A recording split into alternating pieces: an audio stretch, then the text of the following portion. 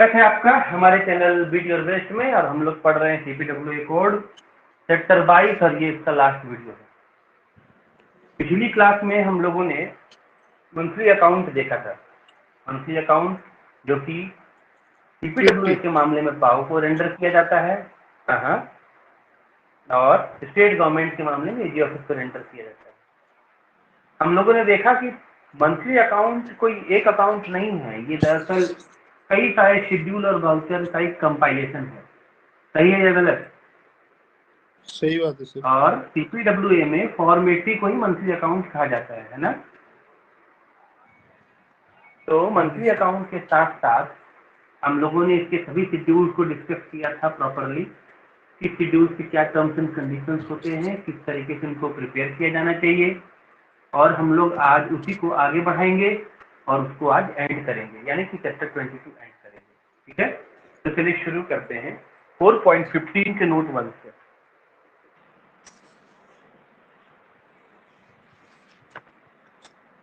Four 4.15 का note 1 क्या कहता है? 4.15 का नोट 1 कहता है कि एक CPWA 65A है, ठीक है, जो कि formal report on progress of expenditure on deposit work. ठीक है, ये क्या मैं आपको बताता हूँ, ध्यान से देखिएगा। आपको मैंने बताया था कि डिपॉजिट वर्क के लिए जो रिपोर्ट बनती है डिपॉजिट वर्क के लिए, वो दो फॉर्म बताए थे मुझे। कोई रिमाइंड कराएगा वो दो फॉर्म कौन से थे? हाँ, ये 65 और 7, ये 65 79 ये डिपॉजिट वर्क आ जाता है। ये दोनों फॉर्म, हाँ बिल्कुल, और इसको और ये दोनों फॉर्म आपके मंथली अकाउंट के साथ में, यानी कि CPWA 80 के साथ में पाओ को या AGO को भेजे जाते हैं। पाओ मतलब CPWA, AGO मतलब AG ऑफिस, है ना। कहीं तो मैंने 65A का जिक्र किया है? 65A नहीं किया। 65A क्या कहता है, ध्यान से देखिएगा। ये मंथली अकाउंट के साथ में नहीं जाता है, ठीक है, लेकिन ये प्रिपेयर किया जाता है। और क्यों प्रिपेयर किया जाता है? आपको किसी ने डिपॉजिट दिया, तो वो डिपॉजिट डिवीजन ने जिस ऑफिस ने आपको दिया है वो कौन सा ऑफिस कहलाता है? आपका क्लाइंट ऑफिस कहलाता है। सही है गलत? आपको एडमिनिस्ट्रेटिव अप्रूवल उसी ऑफिस से मिलता है, हाँ ना? मिलता है। Yes sir, yes sir, yes. तो वो आपका एडमिनिस्ट्रेटिव डिपार्टमेंट या एडमिनिस्ट्रेटिव ऑफिस हो गया, administrative office of not your office, administrative office of work. ठीक है, उसके अलावा आप अपने सुपरिंटेंडिंग इंजीनियर को भी एक monthly progress report of deposit work भेजते हैं। ठीक है, क्योंकि क्लाइंट डिपार्टमेंट को केवल आप यानी कि एग्जीक्यूटिव इंजीनियर हैंडल नहीं करता है, आपके सुपरिंटेंडिंग इंजीनियर साथ में उसको हैंडल करते हैं।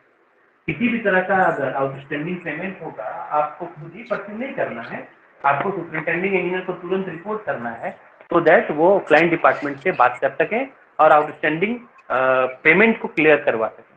ठीक है, इसी वजह से फॉर्म CPWA 65 में एक प्रोग्रेस रिपोर्ट बनता है, समझे? Progress report of deposit work. ठीक है, और ये किसको भेजा जाता है? ये भेजा जाता है SE को, सुपरिंटेंडिंग इंजीनियर को। क्लियर, समझ में आ रही बात आप लोग को? हाँ सर। या डिपॉजिटर को। ठीक है, और ये प्रिपेयर किया क्या जाता है? Prepared by DO, divisional officer, है ना। और ये जो डिटेल है ना CPWA 65, ये फॉर्म 65 से टैली करना चाहिए। ठीक है, क्लियर हुआ? हाँ सर। चलिए, हाँ, इसका नोट 2 देखिएगा। If DO authorize to refund by the order of court of law, ये क्या कहता है इसका नोट 2? 4.15 का नोट 2 कहता है कि अगर कोई रिफंड है, ठीक है, जिसको ऑर्डर दिया है कोर्ट ने, ठीक है, सक्षम कोर्ट, सक्षम न्यायालय उसी को कहते हैं, जिसमें आपका सिविल जज आता है, सिविल कोर्ट यानी कि आपका डिस्ट्रिक्ट कोर्ट, उसके बाद में आता है हाई कोर्ट, उसके ऊपर में सुप्रीम कोर्ट। ठीक है, तो किसी सक्षम न्यायालय में अगर ऑर्डर दिया है, ठीक, तो उस ऑर्डर की ओरिजिनल कॉपी को एज ए वाउचर बना करके वो रिफंड को पे कर सकता है। उसके लिए उसको अपने अथॉरिटी से मंजूर लेने की जरूरत नहीं पड़ेगी। जबकि आपको मैंने बताया था कि किसी भी तरह का पेमेंट आप जब तक नहीं कर सकते हैं जब तक कि आपने अपने एडमिनिस्ट्रेटिव डिपार्टमेंट से अपने हायर अथॉरिटी से मंजूरी नहीं ले ली है। याद कीजिए चैप्टर नंबर 6 कैश में, ठीक है, इसमें आपको ये बताया गया था कि किसी भी तरह का रिसीट लेने के लिए आपको हायर अथॉरिटी से परमिशन लेने की जरूरत नहीं है, लेकिन किसी भी तरह का पेमेंट तब तक पॉसिबल नहीं है, आई रिपीट अगेन, किसी भी तरह का पेमेंट तब तक पॉसिबल नहीं है जब तक कि इसके लिए आपको सैंक्शन नहीं मिलता है हायर अथॉरिटी से। ये तो पता है ना आपको? No Yes, expenditure sir. Can be incurred without proper sanction received from your higher authority. Clear? लेकिन हाँ सर। अगर आपका कोर्ट ऑफ लॉ का कोई ऑर्डर है तो आपको सैंक्शन का वेट करने की जरूरत नहीं है। कोर्ट ऑफ लॉ का ओरिजिनल ऑर्डर लगा करके आप रिफंड कर सकते हैं, ठीक है, मतलब कोर्ट ऑर्डर, ठीक है, कोर्ट ऑर्डर और आप क्या कर सकते हैं? हाँ, रिफंड को प्रोसेस कर सकते हैं। बाद में आपको सैंक्शन मिलता रहेगा, उसके लिए आपको टेंशन लेने की जरूरत नहीं है। चलिए अब हम लोग आगे आ जाते हैं। इसके अलावा जो कि आपको मंथली अकाउंट में देना है 4.16 कहता है कि CPW 70, अच्छा मैं लिखता जाऊंगा, आप केवल डिटेल करते जाइएगा, ठीक है। 4.16 कहता है कि इसके अलावा मैंने आपने जो अकाउंट भेजा है उसके अलावा पाओ को और भी कुछ रिटर्न्स देने पड़ते हैं, कुछ और फॉर्म्स देने पड़ते हैं। कौन से उसको यहाँ पे डिस्क्राइब किया गया है 4.16 में, देखिएगा 4.16 में, ठीक है। CPWA 70 कोई बोलेगा किसके लिए है? Sir, MWA. बहुत बढ़िया। 73 23 sir, stock. स्टॉक के लिए, और 79 ये अभी जो बताया अभी जो डिपॉजिट बताया। वर्क वाला, पता है ना, ठीक है। हाँ, और इसमें से एक और आ गया वर्कशॉप। वर्कशॉप का जो चैप्टर मैंने पढ़ाया था उसमें बताइए इसके लिए कोई फॉर्म अपने यहाँ प्रिस्क्राइब्ड है? लोकल है सर, वो लोकल। बहुत बढ़िया, बहुत बढ़िया, ठीक है। हाँ, इन चारों के लिए इसको पाओ को एवरी मंथ भेजा जाता है, ठीक है, एवरी मंथ भेजा जाता है। इसमें एक क्वेश्चन उठता है कि अगर मान लीजिए कि पर्टिकुलर मंथ में कोई ट्रांजैक्शन इनकर नहीं है, यानी कि नील ट्रांजैक्शन है, तो भेजेंगे? जवाब है yes. Clear?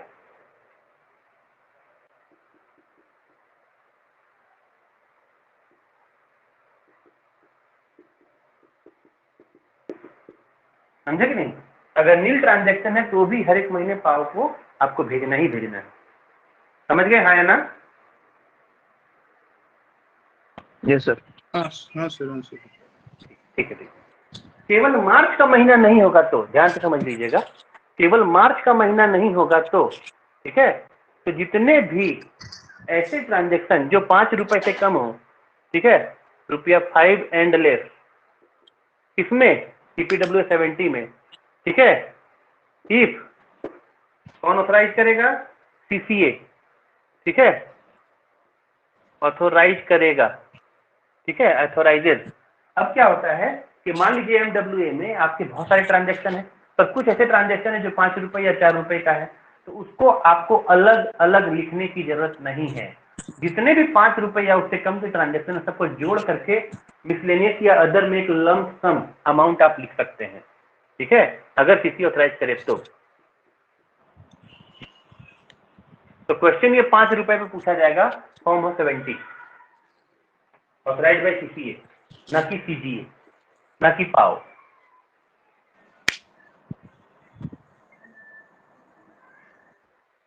Clear? Yes sir. बोलिए, हाँ सर, क्लियर। है ना? चलिए, इसी का नोट 1 क्या कहता है देखिएगा ध्यान से। नोट 1 का C, ये नोट 1 का B है, ये वाला, ये है नोट 1 का B, ठीक है, ये नोट 1 का C, ठीक है। नोट 1 का C क्या कहता है? कहता है कि फॉर्म 69 और फॉर्म 70, ठीक है, CPWA 69 क्या है तो मुझे बताएगा? 69 MPS है। MPSS है, बहुत बढ़िया। अब जो नहीं बोल रहे हैं वो उसका फुल फॉर्म बताइए, जिन्होंने अभी नहीं बोला है। MPSS का मटेरियल फुल फॉर्म क्या परचेज है? Settlement suspense account. बाकी लोग क्या कुछ बोलेंगे नहीं? ठीक है, बढ़िया। और 70 70 अभी MWA। तो बताया MWA, पता है ना? हम्म, ठीक है, इसमें ऐसा है कि केवल 2 महीने के मामले में, सितंबर और मार्च के मामले में, ठीक है ना, should accompany a list of items outstanding under suspense head for more than 6 months। ठीक है, एक लिस्ट अकम्पनी की जाएगी, लिस्ट अटैच किया जाएगा, ठीक है, इसका आइटम, ठीक है, outstanding for more than 6 month. Clear है? हाँ सर। लेकिन जानते हैं इसी चीज को बाद में रिपीट भी किया गया, वो मैंने देखा है। हाफ ईयरली सर रिपीट किया गया है। सर हाफ ईयरली में रिपीट किया मिसलेनियस रिटर्न्स में। 76B वाले में रिपीट किया गया, बिल्कुल सही। 4.24 आपने लगता है पूरा पढ़ लिया आपने? हाँ सर, रेट किया ऐसे ही नहीं, बहुत अच्छा है, यही सही तरीका है। देखिए, मैं भी पढ़ के आता हूँ, आप भी पढ़ के आएंगे, तो आप फटाफट मुझे एड्रेस बता पाएंगे ना। देखिए, और आपको बहुत अच्छे से समझ में आएगा, जो कि मैं छोटी छोटी बातें बताऊंगी इंक्लूड करने के बाद। चलिए, तो फिर हम लोग जब वहां पहुंचेंगे तब देख लेंगे, ठीक है? आगे बढ़ जाते हैं।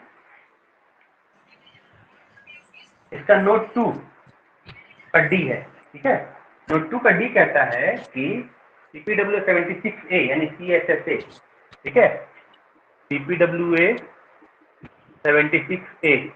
अच्छा, केवल 76 के बारे में आप लोग जानते हैं कि नहीं, क्या होता है CPWA 76? याद है? मिसलेनियस मिसलेनियस है। ठीक है, 77 76A किसके लिए? रेमिटेंस का हाँ ठीक है, 76A किसके लिए? टेस्ट सेटलमेंट सस्पेंस अकाउंट बढ़िया, एडजस्टमेंट अकाउंट। क्या बोल रहे हैं? नहीं ठीक है आगे देखते हैं। हाँ ठीक है, इसमें भी कह रहा है सितंबर और मार्च के लिए कंपनी करेगा प्रीवियसली इन्फॉर्म 76B, समझे कि नहीं? तो इसमें 76A जो CSSA है, ठीक है, उसमें सितंबर और मार्च के लिए, ठीक है, सितंबर और मार्च के लिए, ठीक है, और 76B देखिएगा, showing unsettled amount pending for more than 6 months। ये CSSA ही है, ठीक है, पर unsettled amount pending for more than 6 month. अच्छा, याद कीजिए कि इससे पहले अभी हमने क्या देखा था? इससे पहले हमने देखा था 69 और 70 का, और वहां भी यही दोनों बातें देखी थी, उसके लिए कोई अलग फॉर्म नहीं था, देखा था कि नहीं? अभी हमने CPWA 69 और CPWA 70 के मामले में यही बात देखा था नहीं, जो बात यहाँ पे कह रहा है, अभी ना? ये सर हाँ, कोई दोनों सेम ही है। लेकिन इसके लिए हमने कोई अलग फॉर्म देखा था? ना नहीं, ठीक है। लेकिन CSSA के मामले में, हाँ बोलिए सर, ये 4.24 के बी के 2 में सर वहाँ 4 मंथ लिखा हुआ है, इसलिए ऐसे के 7A और B के केस में मोर देन 6 मंथ लिखा हुआ है। या तो यहाँ गलत होगा या तो वहाँ गलत होगा, कोई एक तो गलत होगा। मोर देन सर, वो 4 मंथ ना? हाँ हाँ गलत तो ठीक है, दोनों मैं चेक कर ही लेता है। नहीं, देखिए ये जो आपका सस्पेंस वाला चैप्टर है ना, उसमें क्लियर किया गया। तो सस्पेंस वाले चैप्टर में हम लोग देख लेते हैं। सस्पेंस वाला चैप्टर कौन सा? 13? हाँ सर, वहाँ पर 13 6 में मंथ ही है। क्या बोल रहे हैं? सस्पेंस वाले चैप्टर में 6 वहाँ 6 मंथ ही है। तो 6 मंथ ही होगा। सस्पेंस वाले चैप्टर में जो दिया वही सही है, ठीक है? ठीक है, MPSS हमने देख लिया है। इसमें 76 वहाँ सर फॉर्म का जिक्र नहीं है सर, वहाँ पर सस्पेंस वाले में, बट ये है कि ऐसे जिक्र किया कहीं पर कि मोर देन 6 मंथ आउटस्टैंडिंग है तो उसको वाच रखना है। ठीक है, हम देख लेते हैं। चलिए, इसको 6 मंथ ही रखिए अभी, ठीक है, जब तक हम कंफर्म नहीं हो जाते हैं तब तक। चलिए अगली बात देख लेते हैं हम लोग। 76 या 76 भी हमने देखा। हाँ, आगे देखते हैं। अच्छा, 4.17 जो है ना, ये बहुत इंपॉर्टेंट है। 4.17 में क्या कह रहा है, ध्यान से देखिएगा। कह रहा है कि आपको ऐसे तो सारे का सारा वाउचर और शेड्यूल मंथली अकाउंट के साथ भेजना है, ठीक, लेकिन कुछ 6 केसेस हैं जिनके वाउचर और शेड्यूल मंथली अकाउंट के साथ नहीं जाएंगे। तब आप समझ रहे हैं मैं क्या बोल रहा हूँ, इसमें क्या कह रहे हैं, बोलिए। ऐसे तो आपके डिवीजन में जितना भी कुछ बनता है शेड्यूल और वाउचर मंथली अकाउंट के साथ सब कुछ जाएगा। तो आपका जो ये एमसीक्यू बनेगा ना इस वाले चैप्टर से, उसमें ये वाला जो 4.17 पारा है, समझे कि नहीं, ये वाला 4.17 से जरूर बनेगा। तो हमने क्या लिखा है इसका हेडिंग, इसका लिखा है कि सभी वाउचर्स ओरिजिनल और transfer entry orders monthly accounts के साथ में पाओ या एजी ऑफिस को भेजे जाएंगे, इन 6 को छोड़कर, ठीक है। इन 6 वाउचर या टीईओ को मंथली अकाउंट के साथ नहीं, ठीक है, नहीं भेजा जाता है, ठीक है ना। अब आप देखिएगा, पहला मास्टर रोल। मास्टर रोल पे अगर आप पेमेंट करते हैं, मास्टर रोल पे, मास्टर रोल का फॉर्म कौन सा है वो मुझे बताएगा। सही लिखा कि गलत? 21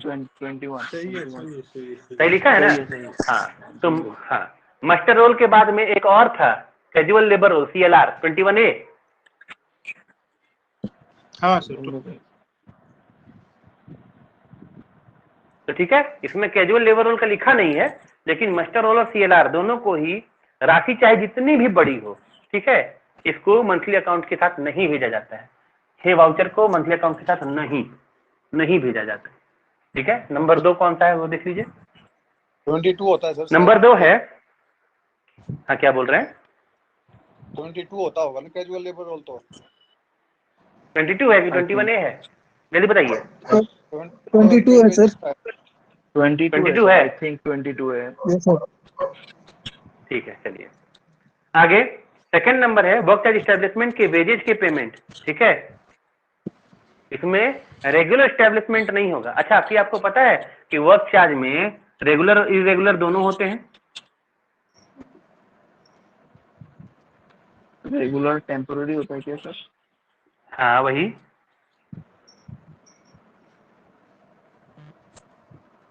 तो जो टेम्पोररी वाला होता है ना, वो भी मोर और लेस वेजेज की तरह ही होता है, समझे कि नहीं। इसका सैलरी ही है, लेकिन ये भी ऑलरेडी वेजेज की तरह ही है।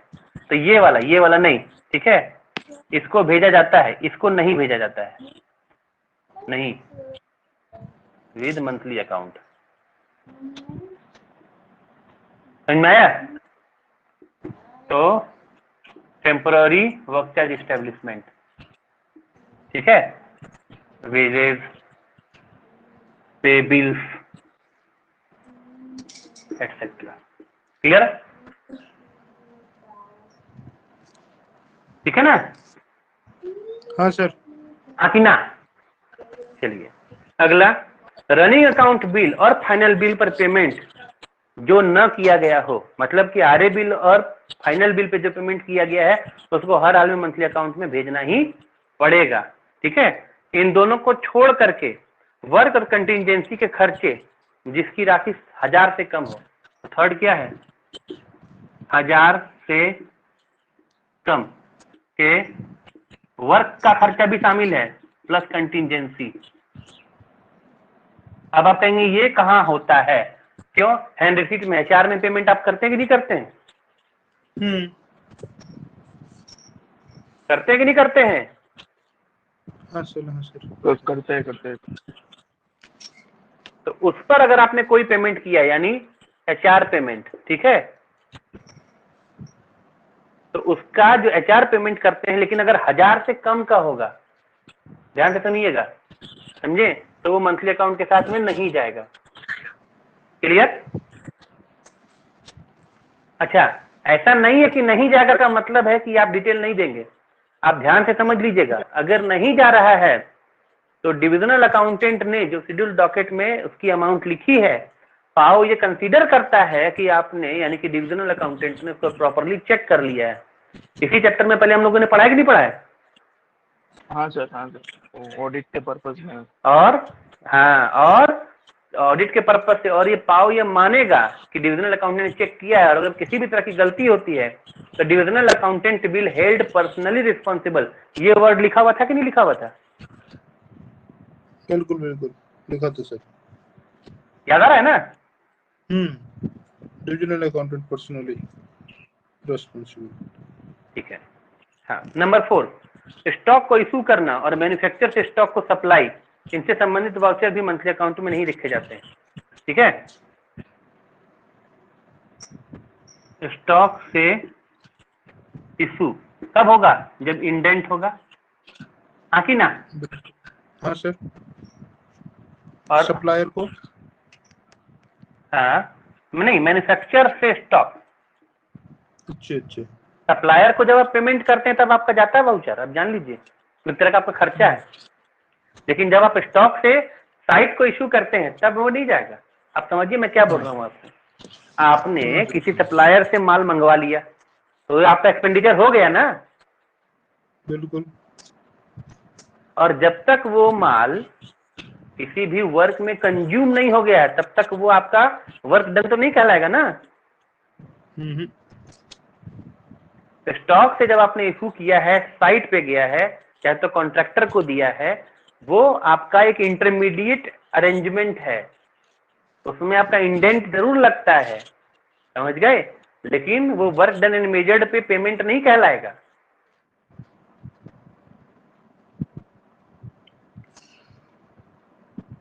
सही बात है।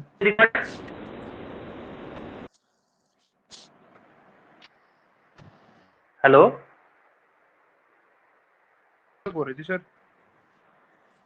हाँ मैं पूछ रहा हूँ, स्टॉक से जब आप साइट को या कॉन्ट्रैक्टर को कोई भी माल इशू करते हैं उसको एमबी में रिकॉर्ड करते हैं? मेजरमेंट बुक में सर, मेजरमेंट बुक मेंटेन तो साइट बोलिए। पे होती है ना, साइट पे होती है ना। नहीं सर, हाँ बिल्कुल सही, बिल्कुल सही। स्टॉक से जब आप कॉन्ट्रैक्टर को या वर्क को इशू करते हैं माल, तो वो इंटरमीडिएट एडजस्टमेंट कहलाता है। क्लियर? हाँ सर। है ना? तो वो जो स्टॉक से इशू करते हैं इंडेंट के द्वारा, और मैन्युफैक्चर से स्टॉक में माल आता है, समझे कि नहीं? दोनों से संबंधित जो वाउचर होते हैं इनको एजी ऑफिस नहीं भेजा जाता है। तो एजी ऑफिस क्या जाता है, याद कीजिए, समरी जाता है। याद आ रहा है? 9 and 9 10। and 10, 9 and 10। Yes, 9 and 10। समझे? तो आपने जो जिन्होंने पढ़ रखा है, मैं उनको क्या बता रहा हूँ, आपने पढ़ा क्या नहीं जाता है, और मैं आपको बता रहा हूँ कि वे नहीं जाएगा तो क्या जाएगा, है कि नहीं? हाँ सर। चलिए फिर तो पांचवें में आ जाते हैं।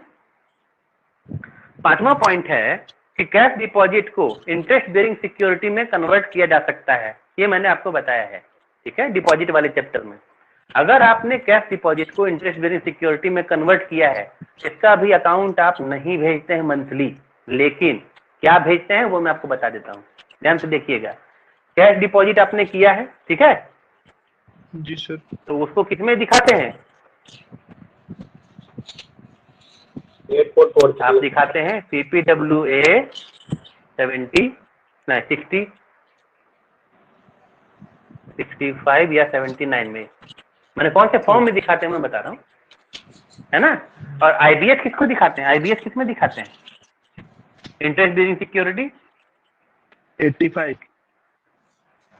आए 85 में दिखाते हैं। 85 and 86 इसका अकाउंट 85 and 86। हाँ 83 सर, 83 तो वो है, लिस्ट ऑफ वो है। हाँ मैंने गलती लिखा है, ठीक ठीक, 85 में दिखाते हैं, ठीक है, ठीक है। तो ये आपको मंथली नहीं भेजना पड़ता है, बट एनुअली भेजना होता है।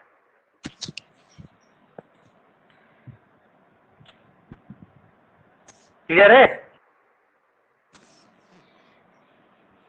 मतलब मार्च के अकाउंट में। हाँ कि ना?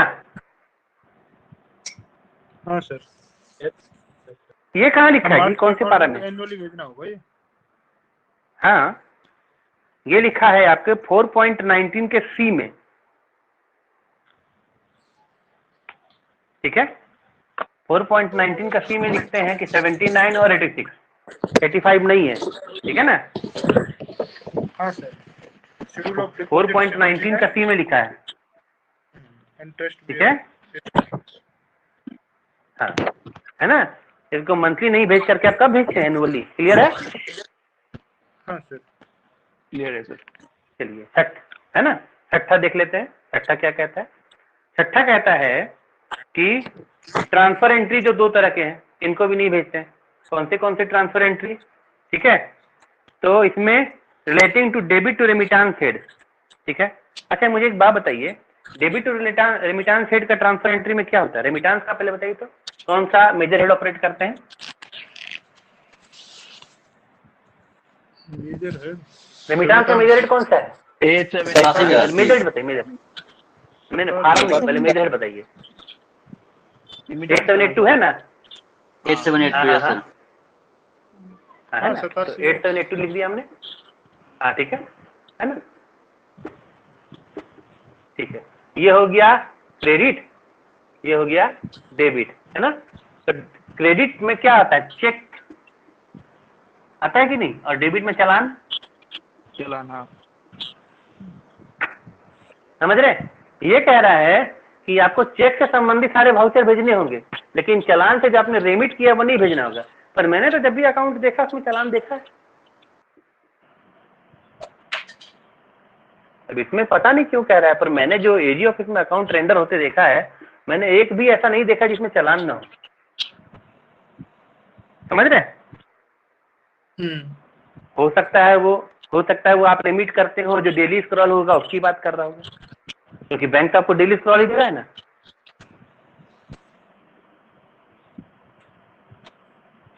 समझे कि नहीं? सर ये जो चेक लिखा हुआ है इसका मतलब, डीलिंग क्या? सर ये जो चेक लिखा हुआ है क्रेडिट साइड पे, इसका मतलब चेक पेमेंट है ना सर? ये जो पेमेंट किया हुआ है कौन सा वाला, कहाँ पे? 8782 के क्रेडिट पे सर चेक लिखा हुआ, एक तरफ चालान लिखा सर आपने अपने बोर्ड पे। हाँ, ये चेक पेमेंट ही है। हाँ, जब आप चेक पेमेंट करते हैं तो वाउचर के साथ ही करते हैं ना, ऑन बिल, ये कैश, है ना। जब आप चेक पेमेंट करेंगे तो आप बिल के ऊपर ही पेमेंट करेंगे ना, तो बिल पेमेंट करने के बाद वाउचर बन जाता है। और सर ये जो चेक ड्रा करते हैं टेस्ट के लिए, जो पैसा निकालते हैं वो किधर जाएगा? डेबिट पे जाएगा कि क्रेडिट पे जाएगा? किसमें चेक ड्रा करता है जो डीओ करता है चेस्ट में पैसा लाने के लिए, ठीक है, कैश में पेमेंट, नहीं, वो तो किधर जाएगा? वो तो यही जाएगा। चेक जब भी आप करेंगे डेबिट करेंगे, सॉरी क्रेडिट करेंगे। हाँ लेकिन सर ये कैश बुक में उल्टा है ना। वो चालान कब होगा जानते हैं? जब कॉन्ट्रैक्टर ने आपको पैसे दिए, और कॉन्ट्रैक्टर ने आपको पैसे दिए और फिर उस पैसे को आप 8782 में रेंडर कर रहे हैं अपने अकाउंट में। अच्छा, इसके बारे में एक मस्त में बात बताता हूँ, बहुत अच्छा मजा। आज क्या हुआ कि फाइनेंस डिपार्टमेंट से एक मीटिंग का कॉल आया, ठीक है। तो मीटिंग का जब कॉल आया ना, तो मैं बैंक का नाम नहीं बताऊंगा, ठीक है, आप लोग खुद ही समझ जाइएगा। तो उस वाले लेटर में लिखा हुआ था वो पैनल इंटरेस्ट से जुड़ा हुआ कुछ मामला है। मैंने जब लेटर पढ़ा नहीं तो मुझे समझ में नहीं कि पैनल इंटरेस्ट का क्या मामला है। समझे? देखिएगा ध्यान से, पैनल इंटरेस्ट का मामला था, ठीक है। तो पैनल इंटरेस्ट का मामला है क्या, और अभी उसी से रिलेटेड है, मतलब कि डेबिट टू रेमिटांस से रिलेटेड है, ठीक है। तो मैंने देखा कि भाई ये क्या मामला है पैनल इंटरेस्ट वाला। तो होता क्या है कि कोई भी पैसा अगर बैंक गवर्नमेंट के बिहाफ में कलेक्ट करती है तो उसको तुरंत उसी के बैंक में जो गवर्नमेंट का अकाउंट होता है उसमें रेमिट करना होता है। क्लियर समझ रहे हैं मैं क्या बोल रहा हूँ? जैसे कि मैं गया गवर्नमेंट में, मैंने 1000 रुपये जमा कराए, तो मैंने बैंक को दिया, बैंक ने मुझे एक चालान दे दिया, एक स्क्रॉल, उस पर ठप्पा मार के कि हाँ आपका 1000 मैंने कलेक्ट कर लिया। कलेक्ट करने के बाद उसको सेम डे उसको गवर्नमेंट के अकाउंट में डालना होगा। सही है गलत? समझ रहे मैं क्या बोल रहा हूँ? सही है, हाँ सही है सर, सही है। उसमें उसमें रूल क्या है कि T+1 का रूल है, समझे? T+1 का रूल का मतलब हो गया कि जिस दिन आपने ट्रांजेक्शन किया है उसके very next day, working day, समझे, आप उसको डाल दीजिए। उदाहरण के तौर पर मान लीजिए कि आज है 10 तारीख और 10 तारीख को बैंक ने चाहे सुबह में 10 बजे लिया हो या शाम को 6 बजे लिया हो, ठीक है। कल बैंक के क्लोज होने से पहले, यानी कि कल जो क्लोज होगा, बैंक जो अपना डेली एडजस्टमेंट करता है, डेली क्लोजिंग उसको कहते हैं, उसके क्लोजिंग से पहले ही जो जितना भी पैसा आज मिला है उसको सब का सब गवर्नमेंट के अकाउंट में डालना होगा। अगर बैंक ऐसा नहीं करती है तो जितना दिन, ध्यान से सुनिएगा, जितना दिन बैंक ने पैसा अपने पास रखा है उतने दिन का उसको इंटरेस्ट पे करना पड़ता है गवर्नमेंट को। अभी मामला समझ रहे हैं आप? हाँ सर, ठीक है। तो जानते हैं तो बैंक वही पैनल इंटरेस्ट है, समझे? बैंक ने इसी इंटरेस्ट को वेव ऑफ करने के लिए फाइनेंस डिपार्टमेंट के साथ में मीटिंग रखा था, समझे? इसका मतलब क्या है कि जो भी आपका, हाँ बोलिए बोलिए बोलिए, चलिए फिर कोई बात नहीं। तो जो भी आपका रेमिटांसेस होता है ना, उसको आप तुरंत वेरी नेक्स्ट डे फटाफट गवर्नमेंट के अकाउंट में डालिए, और नहीं डालते हैं तो मुसीबत में पड़िएगा, चाहे वो बैंक ही क्यों ना हो, समझ गए? खैर, तो इस तरह का जो आप रेमिटांस करते हैं गवर्नमेंट का पैसा, यानी गवर्नमेंट का रिसीट, ठीक है ना, उसके लिए इसमें कह रहा है कि आपको, अच्छा इसमें कह रहा है cash remitted into treasury through challan, ये आपको देना है, ठीक है। लेकिन debit to remittance in respect of expenditure on work, ये आपको नहीं देना है, ठीक है। तो देखिए इसमें क्या करें मैं आपको बताता हूँ, ध्यान से सुनिएगा। आपको कह रहा है कि जो आपने कैश रिसीट किया है, ठीक है, 1000 रुपया रिसीट किया है, ठीक है ना, और यही 1000 को आपने रेमिट किया, ठीक है, इनटू ट्रेजरी और बैंक, ठीक है, ये अकाउंट में जाएगा, अकाउंट में रहेगा, समझ रहे हैं। लेकिन वर्क से रिगार्डिंग ध्यान से सुनिएगा, कोई पैसा काट लिया, उदाहरण के तौर पे आपने कोई टैक्स काट लिया, समझ गए? मैं फिर से बोल रहा हूं, ध्यान से सुनिएगा। कैशबुक याद है आप लोग को? तो 1 लाख का काम था, है ना, और रिकवरी उसकी हुई है 10,000, ठीक है, और 90,000 का चेक है, ठीक है। 90,000, इस 10,000 में 1,000 रुपया जो है ना, इसी 10,000 में, 10,000 की रिकवरी में, ठीक है, 1,000 जो है वो लेबर सेस है, LC, और लेबर सेस का जो पैसा है 0230 में जाता है, समझे कि नहीं? तो ये 0230 जो पैसा गया है ये कैश रिकवरी तो नहीं है, कैश रेमिटेंस है, बोलिए है ना, बोलिए सर ये तो काट लिया पैसा। पैसा काट लिया, हमको कैश तो नगद नहीं मिला है जी, ना कैश रेमिटेंस होगा, जब हमको कैश नगद रिकवरी नहीं, होगा। हाँ हमको जब नगद नहीं मिला है, इसको हम चुपचाप फिर वापस से इसमें पेमेंट साइड में लिखेंगे और रेमिट कर देंगे, ठीक है। तो फिर वो जो रेमिट हमने किया है उससे संबंधित जो ऑर्डर्स हैं या वाउचर्स हैं वो ट्रांसफर एंट्री ऑर्डर के तहत कहे जाएंगे, और फिर उसकी डिटेल्स आपको अकाउंट में अलग से नहीं देनी। क्लियर, समझ रहे हैं? देखिए फिर मैं बोलता हूँ, 1000 रुपया आपको रिसीट हुआ, कैसे, किसने दिया? कॉन्ट्रैक्टर ने, ठीक है, कॉन्ट्रैक्टर ने दिया, किसको? गवर्नमेंट को, ठीक है। तो कॉन्ट्रैक्टर का जो 1000 रुपये हमको नगद मिला है ना, नगद पैसा, नगद रुपया, समझे, ये जब आप बैंक में जमा करेंगे तब इसका जो चालान रहेगा ये अकाउंट में रहेगा। लेकिन जहां आपको नगदी नहीं मिला है, खाली बुक एडजस्टमेंट का मामला है, समझे, वहां पे आपको बैंक को मतलब कि एजी ऑफिस को, सॉरी किसको, हाँ एजी ऑफिस को या पाव को अब मंथली अकाउंट में नहीं डालना है। क्लियर? बाकी ना समझ में आया कि नहीं आया? हाँ सर, आ गया आया ना? हाँ चलिए, ट्रांसफर एंट्री ऑर्डर का सेकंड केस, ये तो था debit to remittance, credit to revenue head वही वाला है, समझे। डेबिट टू रेमिटेंस तभी होगा जब आपने 20230 में क्रेडिट किया होगा, समझे, तब ना आप डेबिट 8782 दिखा रहे हैं। समझ रहे नहीं समझ रहे? हाँ डेबिट टू रेमिटेंस हेड वही वाला 1000 रिकवरी वाला, ठीक है, 1000 लेबर से रिकवरी वाला, रिकवरी नहीं कहेंगे इसको, डिडक्शन कहेंगे, ठीक है,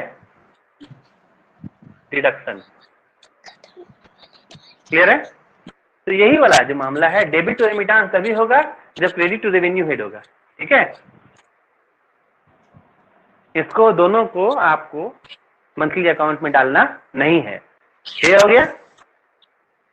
हाँ सर।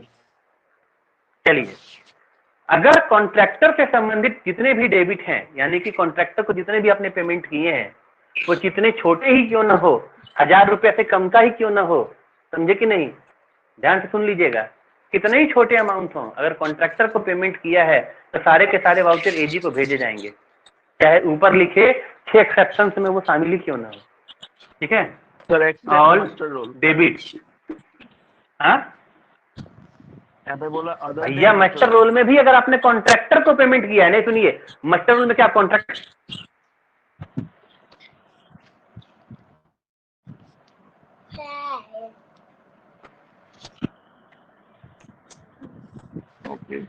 लेबर कॉन्ट्रैक्ट रहता है, ठीक है, आप मास्टर रोल में एंट्री तो करते हैं पर पेमेंट मास्टर रोल में नहीं करते हैं, पेमेंट आप उसकी करते हैं क्या बोलते हैं, रनिंग अकाउंट बिल में, आरए बिल में,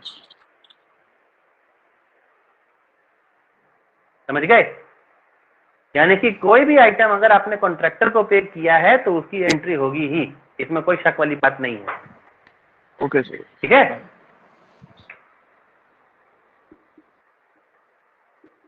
कॉन्ट्रैक्टर वो 3 ही में पेमेंट होता है कॉन्ट्रैक्टर का, ठीक है, एचआर में भी हो सकता है, राइट, आरए में भी हो सकता है और एफएनएफ में भी हो सकता है, सब में, ठीक है, वो 6 अपवादों में नहीं शामिल होगा।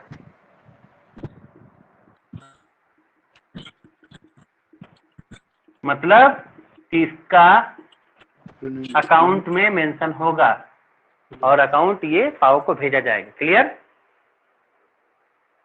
एक और, जो कि वाउचर लैंड एक्विजिशन ऑफिसर से रिसीव किया जाता है, यह है 4.17 का सी, 4.17 का ABC,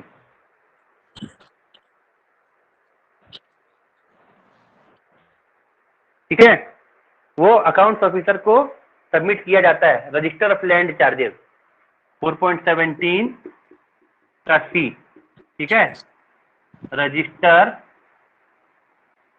ऑफ लैंड चार्जेस, ठीक है, किसको जाता है, पाओ को जाता है या एजी ऑफिस को, ठीक है, ये जाता है, clear.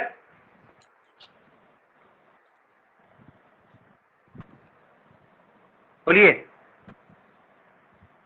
Yes sir, sir clear है।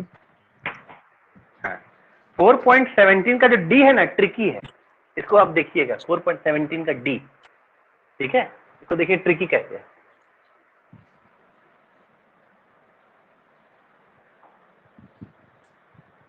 फोर 4.17 का डी क्या कहता है, ट्रिकी कैसे है देखिएगा। CPW 18 और CPW 19 का नाम सुना है?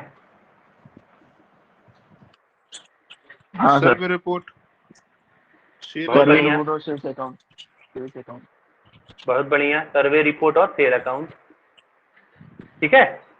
सर्वे रिपोर्ट और सेल अकाउंट में जो भी ट्रांजेक्शन होते हैं, जैसे मान लीजिए आपने बेचा तो रुपया नगद मिल सकता है कि नहीं आपको, नगद मतलब चेक से भी मिल सकता है, कैसे भी मिल सकता है, मिले नहीं मिलेगा, मिलेगा। तो जो कैशवा मिलेगा उसको क्या कीजिएगा, रेमिट कीजिएगा कि नहीं, हाँ कि ना। हाँ बैंक में हाँ सर रिमिट ही करेंगे उसको। गवर्नमेंट के अकाउंट में डाल देंगे, ठीक है, हाँ ठीक है, ठीक है। इसमें कह रहा है कि ये दोनों मंथली अकाउंट में जरूर जाएगा, must be in monthly account, ठीक है। हाँ, लेकिन केस है, देखिए केस नंबर 1, ये दोनों के केस नंबर 1, ठीक है। CPW 19 cash credit to stock attach to stock account, ठीक है। अगर कैश क्रेडिट टू स्टॉक हुआ है, ठीक है, तो ये स्टॉक अकाउंट के साथ जाएगा, मैंने CPW 73 है ना, 6-7, सर अटैच होगा, समझ रहे हैं? मैंने अगर आपको नकदी इसके मिला साथ है तो उसको आप, हाँ बोलिए। इसके साथ 18 और 19 नहीं जाएगा? जाएगा ना, लेकिन अटैच कहाँ होगा? 73 के साथ अटैचमेंट, अटैचमेंट, ठीक है। और केस नंबर 2, ठीक है, other credit to stock, cash ना होकर के अदर क्रेडिट हो जाए, ठीक है, तो ये शेड्यूल डॉकेट के साथ जाएगा। किसके साथ जाएगा?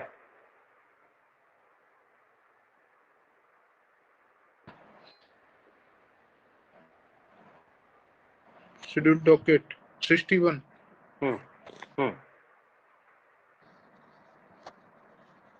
क्लियर? सर क्लियर है। इसलिए मैंने कहा था थोड़ा ट्रिकी है ये वाला, है ना। चलिए 4.18 देखते हैं, ठीक है। 4.18 जो है ना, इसकी भी एक कहानी है, और वो कहानी हर महीने घटित होती है। कहानी क्या है? कहानी ये है कि एग्जीक्यूटिव इंजीनियर का ट्रांसफर हो गया और नए एग्जीक्यूटिव इंजीनियर आए नहीं है, या फिर एग्जीक्यूटिव इंजीनियर का कोरोना काल में देहांत हो गया, ऐसा बहुत हुआ, रिटायर हो गए, ठीक है, और नए एग्जीक्यूटिव इंजीनियर की पोस्टिंग नहीं हुई है, और ये पोस्टिंग 3-3, 4-4 महीने नहीं हुई है, ठीक है। और हम क्या कर रहे हैं कि बार बार रिमाइंडर दे रहे हैं डिवीजन को कि आप अपना अकाउंट भेजिए, आपका अकाउंट आ नहीं रहा है। ध्यान से देखिएगा, मैं आपको बता रहा हूं, ध्यान से देखिएगा। मंथली अकाउंट एक्सक्लूजन होता है, एक्सक्लूड होता है, ठीक है, एक्सक्लूजन। वजह क्या होती है? वजह होती है नॉट रिसीप्ट, नन रिसीट होता है, नन, ठीक है, नन रिसीट ऑफ अकाउंट, और दूसरा होता है अंडर ऑब्जेक्शन, ठीक है। अब ध्यान से देखिएगा, अंडर ऑब्जेक्शन तो रहेगा ही रहेगा तब अगर एग्जीक्यूटिव इंजीनियर, अगर एक्शन यानी कि डिविजनल ऑफिसर, ठीक है, नॉट इन हेडक्वार्टर। तो नॉट इन हेडक्वार्टर का मतलब क्या हुआ? हेडक्वार्टर में ना हो, ठीक, पोस्टेड ना हो, वैकेंट हो पूरा का पूरा मामला, समझ रहे हैं? अगर वो हेडक्वार्टर में होगा तो वो कहीं पर भी होगा, हम वहां से आकर साइन ले लेंगे, पर वो हेडक्वार्टर में है ही नहीं और उसने मंथली अकाउंट साइन नहीं किया है, ठीक है, तो फिर क्या होगा? हमें क्या मंथली अकाउंट मिलेगा? हम तो रिमाइंडर दे रहे हैं, और मजेदार बात यह कि डिविजनल अकाउंटेंट हमारा है, तो हम तो उसी पे चाबुक मार रहे हैं कि तुम क्या कर रहे हो, बिल्कुल ठीक। हाँ, अब वो कह रहा सर हम क्या करें, डिविजनल ऑफिसर है ही नहीं, ठीक है, उसके साइन के बिना हम अकाउंट कैसे भेजें? फॉर्म 83, ठीक है, एंड फॉर्म 80 में डिविजनल ऑफिसर का साइन चाहिए, डीओ साइन, ठीक है, और रिक्वायर्ड, ठीक है।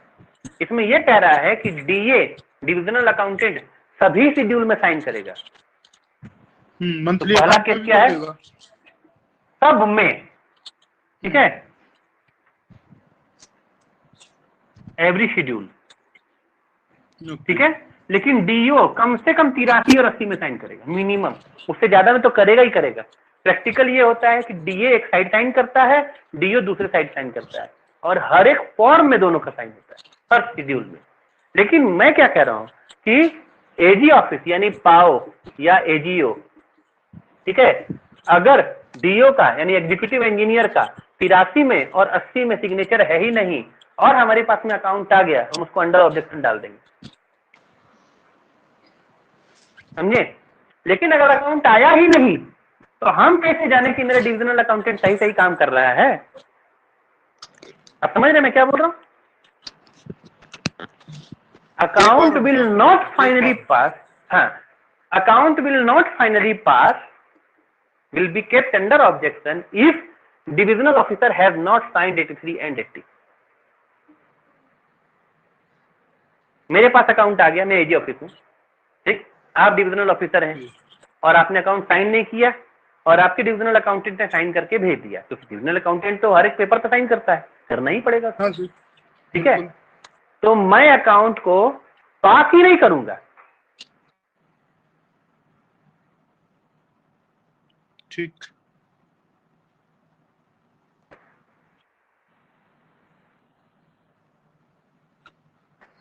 वॉइस ब्रेक हो गई सर। फिर से बोलूं? हाँ, फिर से बोलता हूँ।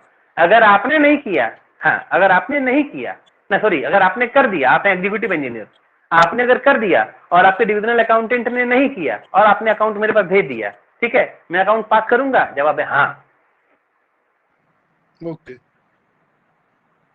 लेकिन अगर आप हैं ही नहीं, एग्जिस्ट ही नहीं करते या लीव पे हैं, एलटीसी पे गए हुए हैं, ठीक है, हाँ, हेडक्वार्टर में नहीं है आप, राइट, और डीए ने साइन करके भेज दिया, तो मैं अकाउंट एक्सेप्ट करूंगा? यस। पास करूंगा? नो। पास करेगा, उसके आने के बाद में वो कोई भेजेंगे ना कुछ। 84 बता रहा हूँ। हाँ, ठीक है। तो फिर क्या हुआ कि जितने भी मेरे डिविजनल अकाउंटेंट थे, उन्होंने भी कहा कि सर हम कैसे भेजें? तो हमारे डीएजी साहब अड़ गए कि ना भैया, इसको तो भेजना ही पड़ेगा तुमको, समझे? तो अगर हम भेज देंगे तो आपका अकाउंट वो पास ही नहीं कीजिएगा, will be put under objection. Yes, definitely we will put that account under objection. But अगर आपने अकाउंट भेज दिया है तो होगा क्या?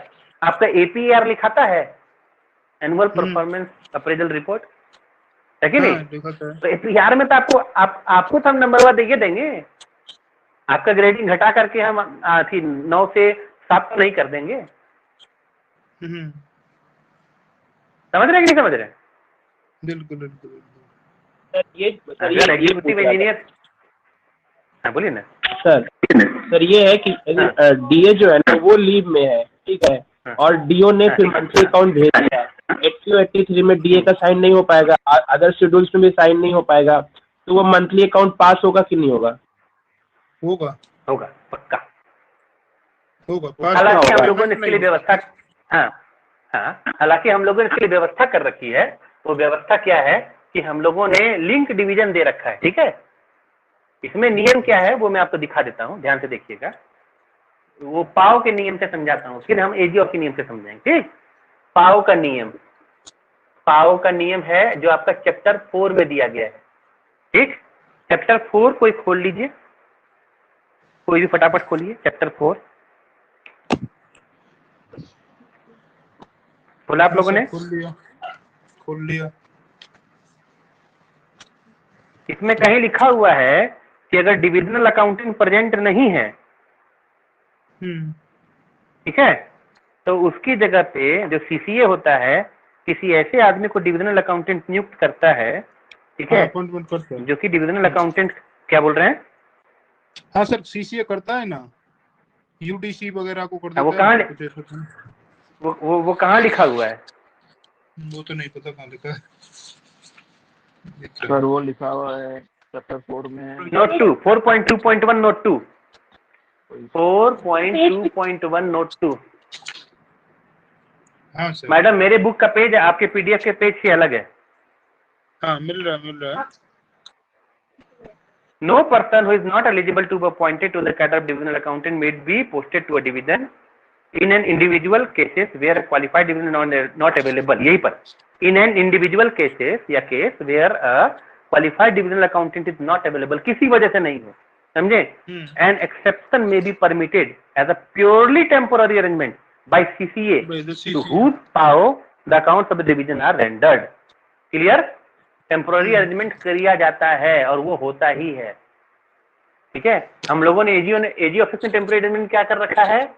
एजी ऑफिस ने वो लिंक डिवीजन बना रखा है। ठीक है, लिंक डिवीजन का मतलब क्या हुआ? लिंक डिवीजन का मतलब ये हुआ कि ए, ठीक है, बी और सी, ऐसे समझिए। ओके, मतलब कि अगर बी प्रेजेंट नहीं रहेगा, नहीं है तो सी, हाँ ए नहीं, बी नहीं है तो ए, ठीक है, ए नहीं है तो सी नहीं है तो बी, समझे? क्यों ऐसा किया जाता है कि मान लीजिए एक समय पे अगर दोनों मौजूद नहीं तो सी दोनों का कर देगा। ओके, समझ गए? ठीक सर। इसको और एक एग्जांपल देके समझाऊं? देखिए मैं बताता हूँ आपको, नाम लेकर के। ठीक है, मैं डिवीजन का नाम नहीं लिखूंगा, पर मेरी पोस्टिंग थी गिरिडीह में, ठीक है, और गिरिडीह में पोस्टिंग होने के बाद में एक था डुमरी, ठीक है, डुमरी के डिविजनल अकाउंटेंट को ध्यान से सुनिएगा, डुमरी के डिविजनल अकाउंटेंट को छुट्टी पे जाना था तो छुट्टी पे चले गए, तो उनका चार्ज हमको मिल गया, हम यहाँ पे है ना, ठीक है। हाँ, और उसके बाद, हाँ उसके बाद में बगोदर के जो डिविजनल अकाउंटेंट थे उनको ट्रेनिंग में बुला लिया गया, ये छुट्टी पे नहीं थे, ये न्यूली अपॉइंटेड थे, ये ट्रेनिंग में चले गए। तो बगोदर का चार्ज था डुमरी के पास, डुमरी के चार्ज था मेरे पास, तो मेरे पास डुमरी का भी चार्ज आ गया और बगोदर का भी चार्ज आ गया। अब आप समझे, automatic because of link division. Okay sir एक तो ये चीज मैं प्योरली पूछता हूँ टेम्पोररी अरेंजमेंट है। हाँ बोलिए। सर, मैं एक तो सर आप डीए का पोस्ट था तो आप यहाँ पर कैसे डायरेक्ट एसएस दे के आ गए क्या, मैं पूछ रहा हूँ, मेरे को समझ में नहीं आता। एसएस डायरेक्ट हाँ पर्सनल सवाल नहीं पूछिए, लेकिन ये सच है, ऐसे देगा आ गया, ठीक है। चलिए फिर आगे बढ़ जाए। एग्जाम्पल, मान लीजिए मैं डिविजनल अकाउंटेंट एग्जाम्पल से समझ में आ कि नहीं आया? हाँ सर, हाँ सर ओके ठीक है, हाँ ठीक है। तो ये आपको मैंने बताया कि डिविजनल ऑफिसर तो निश्चित होना चाहिए, डिविजनल अकाउंटेंट का अरेंजमेंट एडी ऑफिस खुद ही कर लेगी, वो तुम नहीं है जाओ फलन जाओ साइन करो जी, जाओ चेक करो उसका, समझ गए। ऐसे ही पाओ, ऐसे ही सीसी है, खुद कर लेगा, चल जा भाई, समझ गए। डिविजनल ऑफिसर है आपका, डिविजनल अकाउंटेंट तो है मेरा, हम जिसको चाहे उसको साइन करने का अथॉरिटी दे देंगे, कोई प्रॉब्लम नहीं है। डिविजनल अकाउंटेंट के एब्सेंस से अकाउंट कभी डिले नहीं होता है, जब अकाउंट डिले होता है डिविजनल ऑफिसर के एब्सेंस से ही होता है, क्योंकि डिपार्टमेंट पोस्टिंग नहीं करती है। क्लियर? हाँ सर, है ना। तो क्या करता है कि CPWA 84 है, आप उसको खोल करके देखिएगा, इसके बारे में डिटेल में सर्टिफिकेट लिखा रहता है। उसमें लिखा गया है कि जैसे मैंने ज्वाइन किया आफ्टर लीव और आफ्टर मैंने न्यू अपॉइंटमेंट, जैसे मैंने ज्वाइन किया एज सुन एज पॉसिबल मैंने अकाउंट्स के सारे एंट्रीज को देखा, और ओरिजिनल एंट्री पहले डिविजनल अकाउंटेंट ने भेज रखी थी, उसकी ऑफिस कॉपी, ठीक है, से मैंने बाकी वाउचर्स का मिलान किया और सभी को सही पाया, समझे। तो duplicate copy signed and sent by me लिखा जाता है, ओरिजिनल कॉपी तो डिविजनल अकाउंटेंट ने भेज दिया है पहले, हाँ सर, समझे कि नहीं। तो 84 में जो डीओ साइन करता है ये आपका एमसीक्यू बन जाएगा, ठीक है। वो कौन साइन करता है, डुप्लीकेट कॉपी की ओरिजिनल कॉपी? डुप्लीकेट। बिल्कुल, ओरिजिनल कॉपी कहाँ है, पाव के पास पहुंच गई है। और मजेदार बात यह है कि पाव ने इसकी चेकिंग भी कर ली है, केवल पाव ने पास नहीं किया है, समझे। और हमने 50% काम, 50 नहीं 90% काम कंप्लीट करके रखा हुआ है। जैसे ये duplicate copy signed by divisional officer incorporating certificate in form 84, ये सर्टिफिकेट है, ठीक है। जैसे सर्टी मेरे पास में आएगा अपन CPW 83 को पास कर देंगे।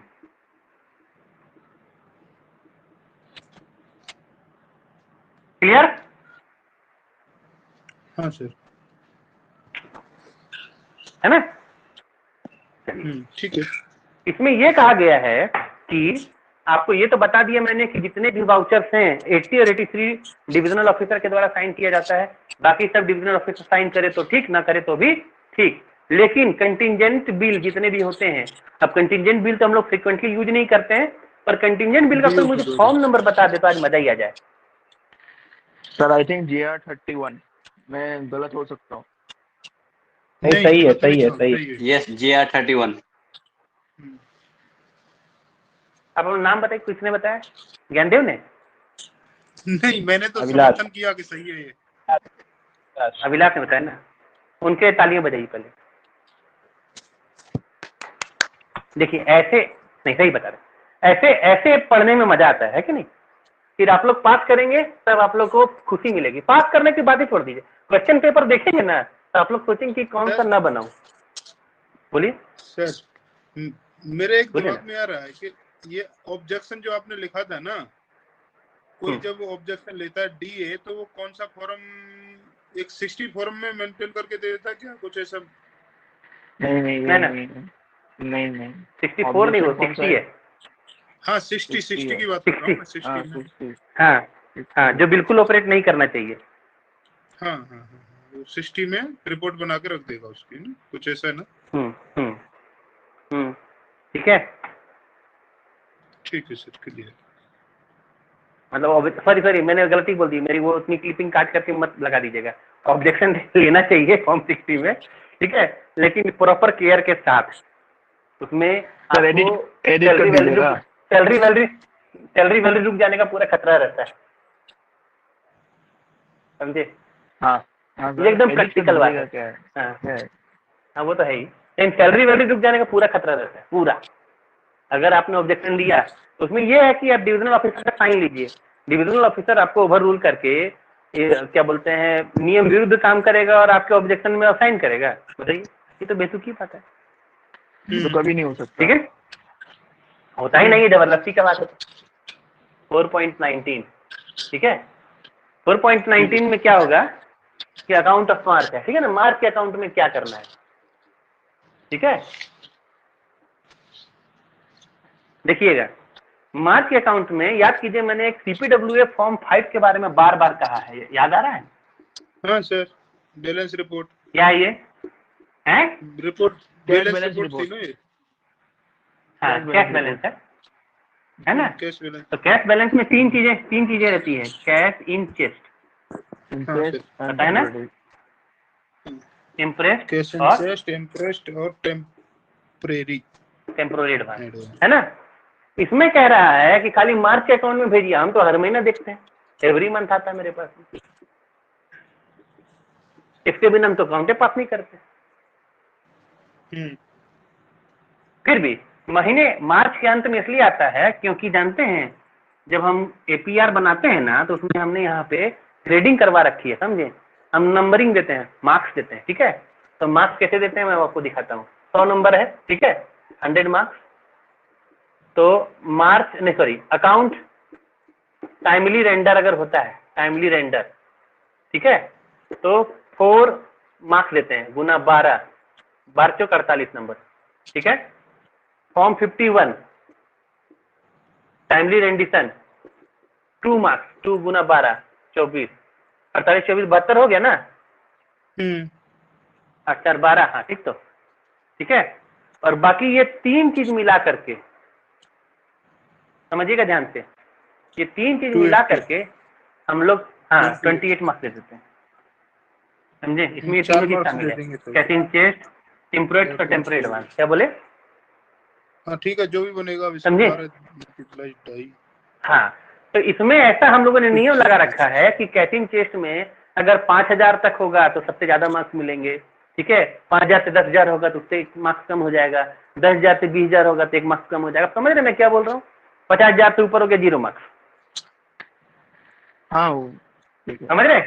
इसी तरीके से इम्प्रेस में, इसी तरीके से टेम्परेरी एडवांस में। तो कुछ कुछ ऐसे महापुरुष भी हैं जिनका टेम्परेरी एडवांस 2.5 करोड़ का है। हाँ, बोले थे आप।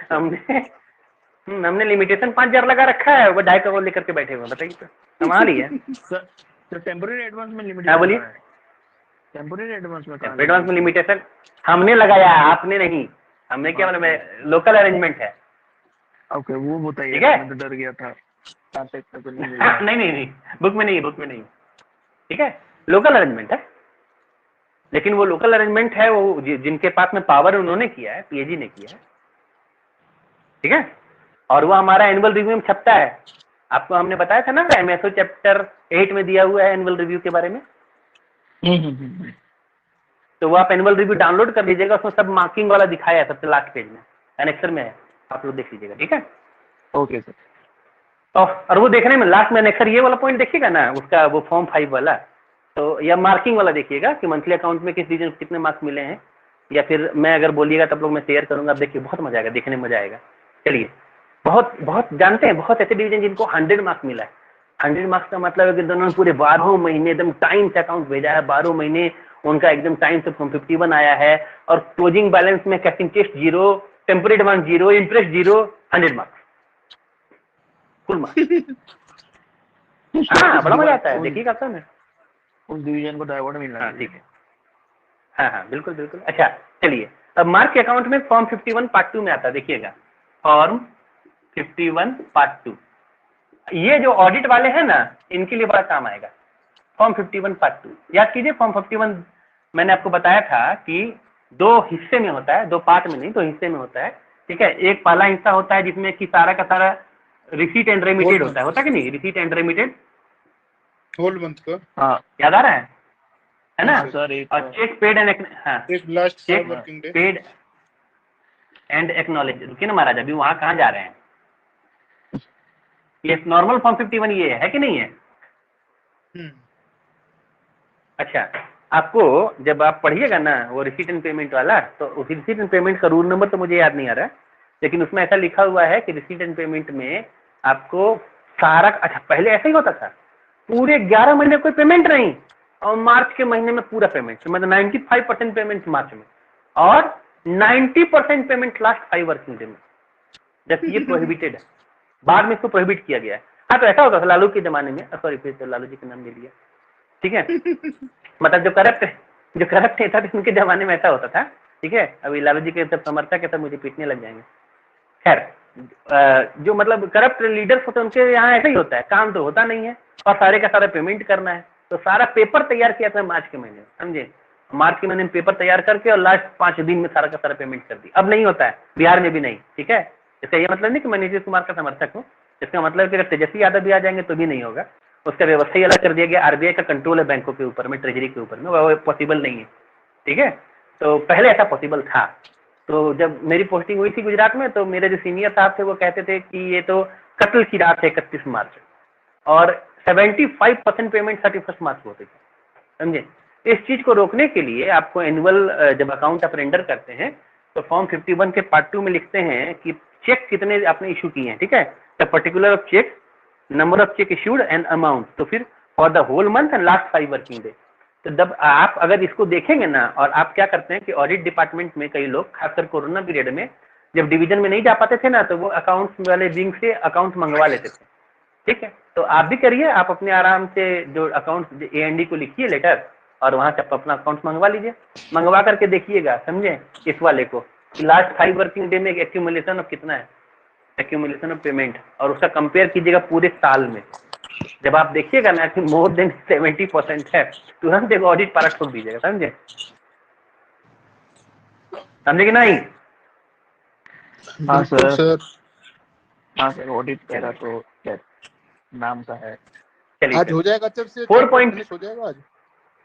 हो जाएगा, बस 5-10 मिनट और, अगर आपको जाना है तब जा सकते हैं। नहीं नहीं नहीं नहीं, कहीं नहीं जा रहे हैं, हमको नहीं जाना है सर, बहुत दिनों में 5-10 तो मिनट आप में- मिले हो सर। 5 दिनों में अब तो 4 ठीक है। पेज खत्म कर पाएंगे। चलिए ठीक है। 4.20 रिव्यू ऑफ अनसेटल्ड अकाउंट। इसमें क्या जानते हैं, इसमें यही है कि जितने भी आपके शेड्यूल्स हैं, चाहे अकाउंट हैं, इंक्लूडिंग डिवीजन और सब डिवीजन, जहां भी वो अकाउंट बनता है, डिविजनल ऑफिसर की रिस्पॉन्सिबिलिटी उसको मंथली रिव्यू करे, ठीक है। ये समझ में आ रही बात, कोई बहुत मुश्किल चीज नहीं है, ठीक है ना। हाँ सर। तो रिव्यू क्यों किया जाए, एक्सपेडिशियस क्लियरेंस ऑफ आउटस्टैंडिंग बैलेंसेस, समझे। इसका मतलब है कि जो भी आउटस्टैंडिंग बैलेंस किसी भी जगह दिख रहा है, ठीक, डिपॉजिट में दिखता हो तो वहां भी क्लियर करना है, सस्पेंस में दिखता हो तो वहां क्लियर करना है। दरअसल आप इसको नोटिस करते हैं कि ये आपका DDR हेड से रिलेटेड मामला लग रहा है, क्योंकि रेवेन्यू रिसीट में तो वही जाएगा ना जो आपने रिसीट ले लिया है, पेमेंट में तो वही जाएगा ना जो आपने पेमेंट कर दिया है। तो सस्पेंस में, डिपॉजिट में, रेमिटांसेस में ही आपका आउटस्टैंडिंग बैलेंस होगा ना, उसी को तो क्लियर करना है। तो स्टॉक भी आपका सस्पेंस ही है, MWA सस्पेंस है, CHSA सस्पेंस है। अब समझ ना कि सारा सारा मामला सस्पेंस जुड़ा हुआ है कि नहीं, ठीक है। बिल्कुल। ये जो आप क्लियर करते हैं, हाँ, ये जो आप क्लियर करते हैं within 6 week of submission of account of March, तो मान लीजिए कि आपने मार्च का जो अकाउंट है वो 15 अप्रैल को जमा कर दिया, ठीक है। मार्च का अकाउंट आपने जमा कब किया, हाँ, 15 अप्रैल को, ठीक है, 15 अप्रैल तक जमा कर दिया। तो इसके बाद 6 महीने, 6 हफ्ते कितने होंगे, पूरा इसके बाद 15 अप्रैल और 30 मई, हाँ 30 मई, हाँ सर, है कि नहीं। 30 मई तक आपको सारा का सारा आउटस्टैंडिंग क्लियर कर लेना चाहिए, ठीक है।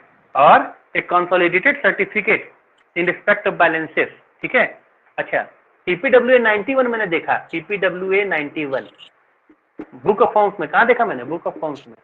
मैं रिकमेंड करता हूं आप लोगों को जो कि थोड़ा सा अपने स्टडी को लेकर के केयरफुल रहते हैं, पीडीएफ बुक ऑफ फॉर्म्स जिनके जिनके पास अवेलेबल है, एक्चुअली सबके पास अवेलेबल है, ठीक है, वो लोग इसको 91 को जरूर देख लीजिएगा। केवल सरसरी नहीं कहा, रटने की जरूरत नहीं है। एनुअल सर्टिफिकेट ऑफ बैलेंसेस है ना, एनुअल सर्टिफिकेट ऑफ बैलेंस देते हैं। हाँ, इसमें कैश बैलेंस इंक्लूड नहीं रहता है, ठीक है, कैश बैलेंस जाहिर तौर पर इंक्लूड नहीं रहेगा, ठीक है ना। इसमें से 5 टर्म दिए गए हैं, लेकिन जब आप इस फॉर्म को खोल कर देखेंगे ना, इस 5 के अलावा भी है, ठीक है। ये कौन से हैं? पहला है कॉन्ट्रैक्टर लेजर, फॉर्म बताइए। 43। दूसरा है वर्क सब्सट्रैक्ट, 46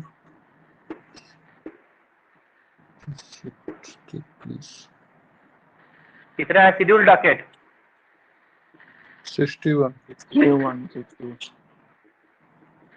क्योंकि मैं एक बार मिला लेता हूँ, वरना आप लोग बाद में मुझे कहेंगे कि आपने सर कुछ गलत नहीं बताया। सर सही है, मैं गारंटी सही है। वर्क अब्स्ट्रैक्ट शेड्यूल डॉकेट ठीक है। कॉन्ट्रैक्टर लेजर 43 है। उसके पहले मुझे को मिलाना दीजिए। 33 वर्क सब्सट्रैक्ट, ठीक है, 43 कॉन्ट्रैक्टर्स लेजर, ठीक, सब सही है, ठीक है। हाँ, रजिस्टर ऑफ वर्क 40। बिल्कुल। और लास्ट लाइसेंस फी रजिस्टर, बोलिए जल्दी। 49। बिल्कुल सही, ठीक है। इन सब में जो भी बैलेंस है, इन सब को रिव्यू कीजिए, सेटल कीजिए फटाफट, समझे। और ये सर्टिफिकेट है, ध्यान से देखिएगा, ये एनुअल सर्टिफिकेट है। ये सीपीडब्ल्यू में क्या है? हाँ, सर्टिफिकेट है, ठीक है ना। इसमें कह रहा है कि इनमें अगर नील बैलेंस भी होगा, समझे कि नहीं, तब भी सर्टिफिकेट देना पड़ेगा, बिल्कुल। समझे। देगा सर्टिफिकेट?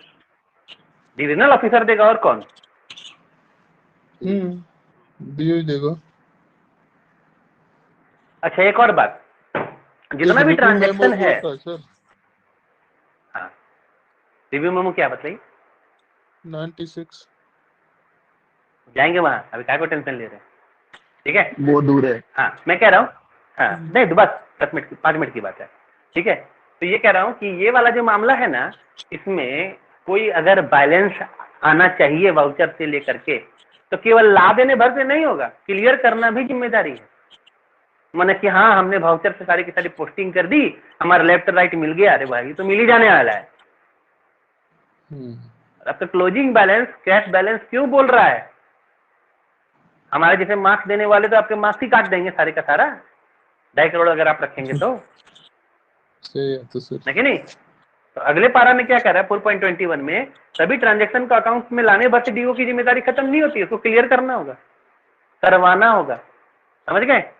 उसमें एक टर्म है, वो ये है कि रेमिटेंस ट्रांजैक्शन के प्रॉम्प्ट सेटलमेंट में, खासकर मार्च के महीने में प्रॉम्प्ट सेटलमेंट में डीए पर्सनली अटेंशन लेगा, डिविजनल अकाउंटेंट। इसका मतलब क्या हुआ, अगर आपको कोई चालान मिला है, ठीक है, तो उस चालान को अगर आपने रेमिट नहीं किया है, तो वो आपका कैश इन चेस्ट में रहेगा, रहेगा कि नहीं? हाँ सर, तिजोरी में रहेगा कि तिजोरी में रहेगा, है ना। दूसरी बात, अगर आपने किसी को इंटरेस्ट दिया है और वो 5,000 का इंटरेस्ट है, ठीक है, तो उसको या तो इंटरेस्ट का अकाउंट देना पड़ेगा कि आपने क्या क्या खर्चा किया है, तो पैसा का अकाउंट दीजिए कि हाँ भाई आपने खर्चा नहीं किया है, तो उसका भी अकाउंट हमें दीजिए कि पूरे साल भर में हमने कुछ खर्चा नहीं किया, देना पड़ेगा ना। हाँ सर। कुल मिलाकर के हमको अपना क्लोजिंग बैलेंस जीरो करना होगा। तो क्लोजिंग बैलेंस जीरो करने के लिए अगर हमने सबको 5,000 रुपये इंटरेस्ट दिया है, अगर उन्होंने खर्चा नहीं किया तो 5,000 रुपये वापस लाओ, हम उसको रेमिट कर देते हैं। सही है गलत? सही है सर, सही है, सही है। करना ही पड़ेगा। तो अगर रेमिट करते हैं तो 8782 का मामला बनेगा ना।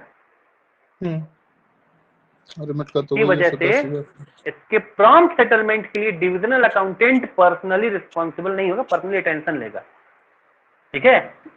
डीए पर्सनल अटेंशन लेगा। किसके लिए? For prompt 8782, हाँ 8782 रेमिटांसेस, ठीक है ना, इसमें दोनों आ जाएगा, डेबिट भी और क्रेडिट भी, ठीक है,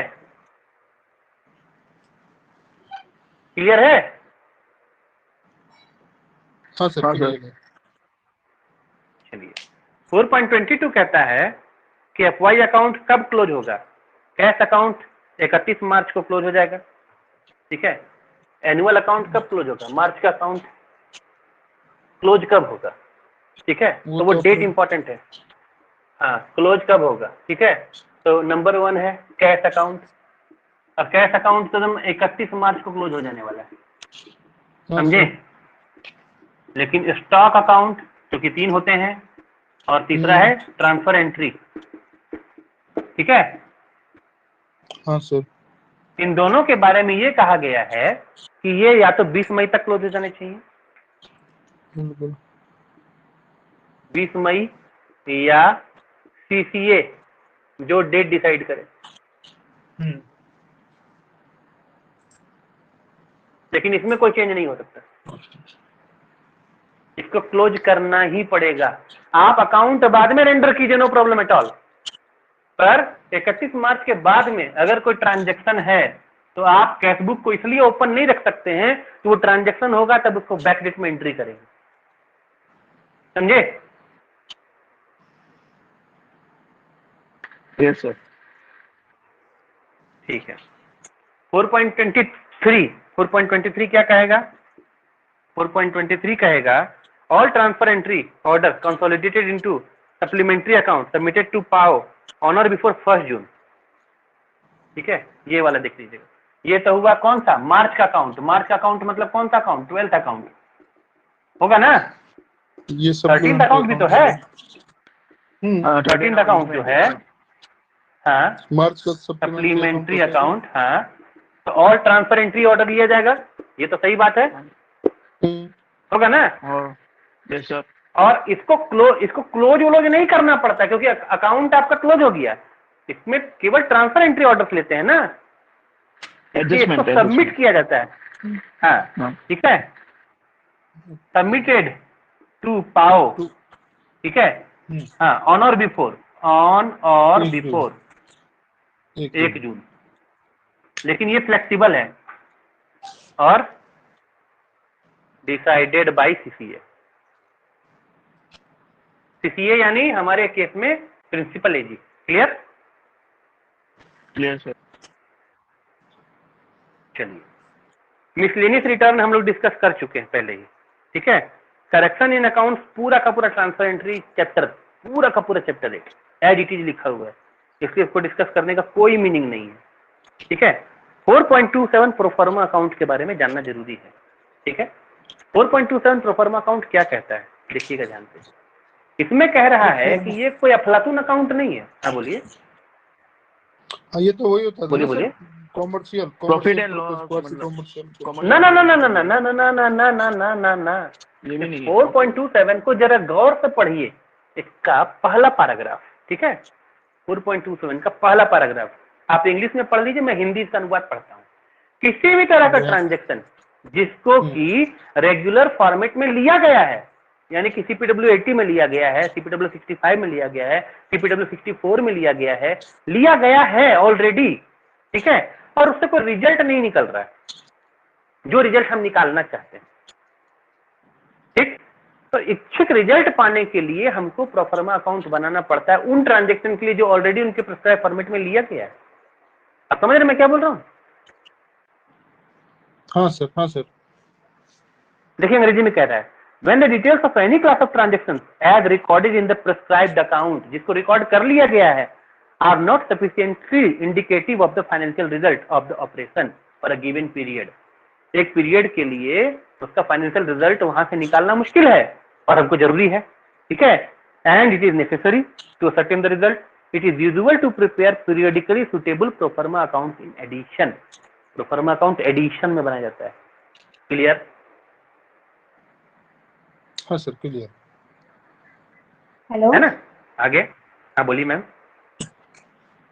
सर ये इसका मतलब ये नहीं है कि क्या सर, जब किसी अकाउंट के ना पर्टिकुलर पीरियड का फाइनेंस अकाउंट जानना होता है तो उस पीरियड के लिए एक एडिशनल परफॉर्म अकाउंट बनाते हैं, तैयार करते जो भी है नहीं तो वही नहीं, एडिशन प्रोफार्मा अकाउंट नहीं बनाते हैं, प्रोफार्मा अकाउंट बनाते हैं रेगुलर अकाउंट के अलावा। ठीक है, इन एडिशन का मतलब हुआ कि रेगुलर अकाउंट तो बनाते ही बनाते हैं, प्रोफार्मा अकाउंट भी बनाते हैं। क्लियर? सर वर्कशॉप के वहाँ पर वर्कशॉप जो चैप्टर है वहाँ पर प्रोफार्मा अकाउंट ही केवल बनता है, वहाँ पर तो कोई रेगुलर अकाउंट ही नहीं बनता, क्योंकि उसका कोई फॉर्मेट डिसाइड नहीं किया है ना, प्रेस्क्राइब फॉर्मेट। ओके ठीक है, पर इसमें आपको दिखेगा नीचे में कि प्रेस्क्राइब फॉर्मेट है, उसके बावजूद भी आप प्रोफार्मा अकाउंट बना रहे हैं। इसको जानने के लिए कहाँ पढ़ना होगा आपको पढ़ना होगा, और जो बहुत बढ़िया लिखा हुआ है, लिखा है 4.29 में पढ़िए तो आप ही द प्रोफार्मा अकाउंट पढ़िए 4.29, 22.4.29 पढ़िए तो।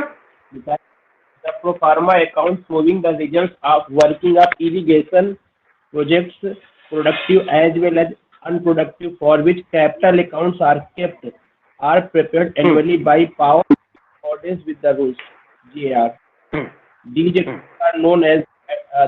accounts are known as the administrative accounts of irrigation, navigation, embankment, and drainage works. पढ़िए आगे पढ़िए, बस इतना ही, आपको कोई प्रॉब्लम नहीं। इसका मतलब क्या पढ़ा आपने? इसका मतलब पढ़ा कि इरिगेशन, नेविगेशन और ड्रेनेज वर्क के लिए प्रोफार्मा अकाउंट कौन बनाता है? पाओ, सी फॉर प्रोफार्मा। ठीक है, सी फॉर पाओ। क्लियर?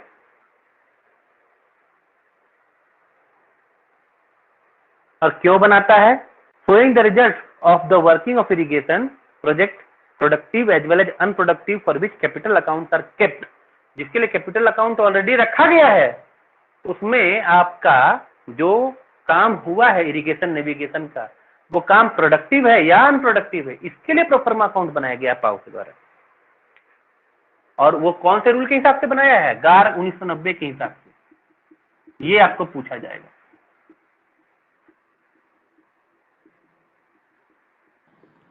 क्लियर? प्रोफार्मा अकाउंट का ज्यादातर गार में दिया हुआ है ना। हाँ।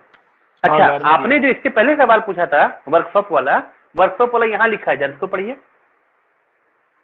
4.30 को। For work manufacturers and similar quasi-commercial undertakings, it is usual to prepare pro forma periodically. हाँ, वही तो मैंने कहा ना। हाँ सर। जी सर। तो मेन पॉइंट था इसमें जो पहले पढ़ा था हमने 4.27 में, मतलब ये अच्छा, थोड़ा अलग हटके था ना 22.4.27 में। बिल्कुल सर ये इसमें जब ट्रिकी, हाँ बोलिए। 4.27 से ये निष्कर्ष निकला कि जिनका कोई अकाउंट नहीं है तो प्रोफार्मा अकाउंट तो बनेगा, लेकिन अकाउंट है तो भी प्रोफार्मा अकाउंट बनाया जा सकता है उसका प्रोडक्टिव रिजल्ट जानने के लिए। हाँ, उसमें लिखा है कि whether this is project is productive और अनप्रोडक्टिव, दोनों में से कुछ भी नहीं। जिनका रेगुलर है लेकिन उससे कोई डिसीजन नहीं निकल रहा, इंडिकेटिव जो है ना रिजल्ट कर रहा है, तो उसका भी बना नहीं है कि उसका रेगुलर। देखिए इसका क्लियर कर देते हैं। इसको आप देखिएगा 4.27 का नोट 1 में, 4.27 का नोट 1 में देखिएगा, ट्रिकी है थोड़ा सा। ठीक है, प्रोफार्मा अकाउंट का कोई फॉर्मेट डिसाइड नहीं किया गया है कि नहीं। इसमें लिखता है कि अगर ऑडिट पर्पस होगा, ऑडिट पर्पस समझे कि नहीं, और एक होगा एडमिनिस्ट्रेटिव पर्पस। ठीक है, उसमें लिख रहा है कि अगर ऑडिट पर्पस होगा, ठीक है, इसमें सीएजी ने अगर फॉर्मेट डिसाइड नहीं किया, सीएजी ने अगर फॉर्मेट, ठीक है, डिसाइड नहीं किया है, ठीक है, तब क्या होगा? कौन डिसाइड करेगा? सीसीए। ठीक है, तब ऑडिट पर्पस के लिए किसके साथ में? #CGA। ठीक है, और एडमिनिस्ट्रेशन पर्पस के लिए CCA, ठीक है, किसके कंसल्ट में, गवर्नमेंट के। ओके, ये 2 केस हो गए। हाँ, क्लियर हुआ? Yes sir, yes sir. सबसे लास्ट में 4.31 है ना। 4.31 क्या कहता है कि रिव्यू कर लेंगे और उसको 96 में डाल देंगे, नेम ऑफ रिव्यू में। कौन करेगा? DO। इसमें ऐसा कुछ नहीं है। क्लियर? और वो सभी अकाउंट का रिव्यू करेगा, डिवीजन का भी और सब डिवीजन का भी, जो भी सर्विस करना है ना। बिल्कुल बिल्कुल। बस इसके अलावा कुछ नहीं है। तो अब बताइए, आप लोगों को मजा आया? बहुत बहुत बहुत हाँ सर। फाइनली खत्म हो गया। देखिए, मुझे ही बहुत मजा आया, क्योंकि आप लोगों ने बहुत अच्छे से पढ़ करके आप लोगों ने यहाँ पे क्लास अटेंड किया, बहुत मजा आया। और जिन लोगों ने नहीं पढ़ा है, मैं उनके लिए भी तालियां बजवाना चाहूंगा, अगर आप लोग चाहेंगे। हाँ, एक पुराने मेरे स्टूडेंट हैं, अभी मैं उनका नाम लेता हूँ, मैं इतना पोर्शन काट के निकाल दूंगा, ठीक है। मनोज कुमार जी, ये देखिए, ये मेरे पुराने स्टूडेंट एग्जाम पास कर चुके हैं, फिर भी ये क्लास अटेंड करते हैं। मनोज जी, आपकी आवाज नहीं आ रही है। हेलो, लगता है कहीं चले गए होंगे। खैर, तो फिर क्लास यहीं पे एंड करते हैं। Thank you for listening. 1 घंटा 20 मिनट आप लोगों ने मुझे बर्दाश्त किया।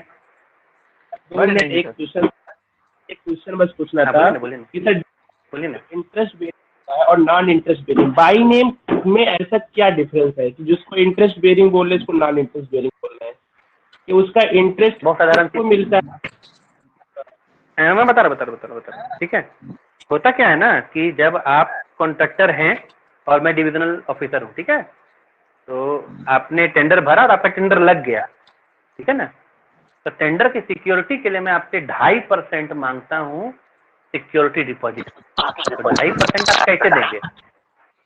तो आप एग्जीक्यूटिव इंजीनियर, मेरे नेम मतलब नेम ऑफ द पर्सन नहीं, डेजिग्नेशन। मान लीजिए कि मैं अगर रोड डिवीजन रांची हूँ, तो आप एक वो बनाएंगे, फिक्स डिपॉजिट, FD करवाएंगे, FD on the name of executive engineer road division Ranchi, ठीक है। और वो उतने पीरियड का होगा जितने पीरियड में मेरा काम खत्म होना चाहिए, उसके अलावा डिफेक्ट लायबिलिटी पीरियड इंक्लूड होगा। तो मान लीजिए कि कोई काम 1 साल का है और 1 साल डिफेक्ट लायबिलिटी पीरियड है, तो आप 2 साल का FD करवा के देंगे। अब बैंक में आपने एक FD करवाया है और FD की ओरिजिनल मुझे दे दी है आपने, ठीक है। तो आज FD पे 5.5% इंटरेस्ट हमको मिलेगा ना जी। हाँ सर। वही है इंटरेस्ट बेरिंग सिक्योरिटी। और जो मैं आपके रनिंग अकाउंट बिल में से काट करके अपने 8443 पार्ट 2 में डालता हूँ, वो है नॉन इंटरेस्ट बेरिंग सिक्योरिटी। ये जो इंटरेस्ट मिल रहा है 5.5%, वो DO को मिलेगा या फिर केवल जो हमारा FD था उसका जो हमारा मूलधन था वो केवल उसको एज ए सिक्योरिटी है, कि इसका इंटरेस्ट किसको जाएगा? समझा देते हैं। मान लीजिए कि वो लैप्स कर गया। देखिए, सिक्योरिटी हमेशा रिफंडेबल होती है, ठीक है। तो रिफंड हमने किया तो पूरा कर दिया, ठीक, उसका इंटरेस्ट भी रिफंड कर दिया, पर वो लैप्स हो गया, ठीक है, क्योंकि कॉन्ट्रैक्टर आए नहीं, हमने उसको ब्लैकलिस्ट कर दिया, उसके पैसे लैप्स कर दिए, ठीक है। तो उसमें से जो उसका 2.5% एक्चुअल फिगर होगा ना, उसको अगर हमारा 2059 है, पर हम तो रोड है, तो 1054 में 2.5% डाल देंगे, ठीक है, और 0049 में इंटरेस्ट डाल देंगे। इंटरेस्ट रिसिप्ट 0049 में हम लोग GPF में इंटरेस्ट देते हैं सर, वो तो एक्सपेंडिचर हो गया ना सर। अच्छा, हाँ, पर हमें तो पैसा मिल रहा है ना जी, हम खर्चवा कहाँ कर रहे हैं। अच्छा, कॉन्ट्रैक्टर का पैसा था, बैंक ने हमको इंटरेस्ट दिया, तो हमको इंटरेस्ट मिला ना। 1054 में हम पैसा प्रिंसिपल रख देंगे और इंटरेस्ट अगर हो वहाँ पे रख देंगे ना सर। हाँ, 0049 में वही 00 क्या हुआ, वही तो हेड है clear. Interest. Clear sir, clear. हाँ सर, क्लियर। ओके। और कुछ? और ये सर नेक्स्ट क्लास कब होगी? परसों। हाँ, नेक्स्ट क्लास अनाउंसमेंट अभी मैं कर देता हूँ। परसों से forest account code volume 3 section 240 पहले पढ़ के आइएगा। जिनके पास नहीं है ग्रुप में मांग लीजिए, जिनके पास में ग्रुप में शेयर कर दीजिए। अकाउंट कोड वॉल्यूम 3 और बुक शेयर कीजिएगा, नोट्स नहीं। मैं नोट्स से कोई ताल्लुक नहीं रखता हूँ। बुक सर आपके पास होता तो भेज दीजिए, सेक्शन आपके पास है तो मेरे पास तो है, मेरे पास है। भेज दीजिएगा सर इसमें ग्रुप ठीक में है, डाल दीजिए। लेकिन मैं कल ऑफिस से भेज पाऊंगा। चलो कोई नहीं, कल कोई नहीं कल पढ़ लेंगे। परसों है ना, पढ़ लेंगे। ठीक, हाँ परसों, हाँ ठीक है। 12 पन्ने हैं, बहुत आसान है, मजे में पढ़ लेंगे। और पिछले साल का बनाया हुआ मेरा फॉरेस्ट अकाउंट की वीडियो भी है। अगर आप लोग उसको देख कर कंसेप्ट कुछ क्लियर करना सर, चाहते हैं तो कर सकते हैं। मैं देख लिया। ठीक है। मेरे सबसे बड़े प्रशंसक आप ही हैं, हर जगह मेरी प्रशंसा करते रहते हैं। नहीं तो ऐसा प्रशंसक कि किस काम का जो प्रशंसा न करे, बताइए तो गजब बात नहीं है।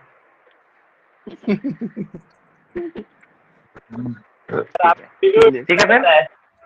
सर आपको रिव्यू मिलता रहता है, कौन आपको रिव्यू कैसे मिलता है? सर आपकी कोई प्रशंसा कर रहा नहीं। नहीं तो ऐप है ना, ऐप में आता रहता है। जो भी कमेंट करता है उसकी कमेंट सबसे ऊपर में आ जाती है। और जिसकी भी कमेंट मुझे अच्छी लगती है मैं उसको अपना दिल दे देता हूँ। वहाँ पे देने का सिस्टम है। मनोज कुमार जी, आपकी जगह पे आपका कुत्ता भौंक रहा है। आपको मैंने बोलने के लिए कहा, आप कुछ बोल नहीं रहे हैं। सर जब कैसे सर तो फिर चल। अरे बाप रे बाप, इतना शोर है, बाप रे बाप। ठीक है सर, गुड नाइट। चलिए आप लोग खाना खाइए, तो ये good night. Good night, good night.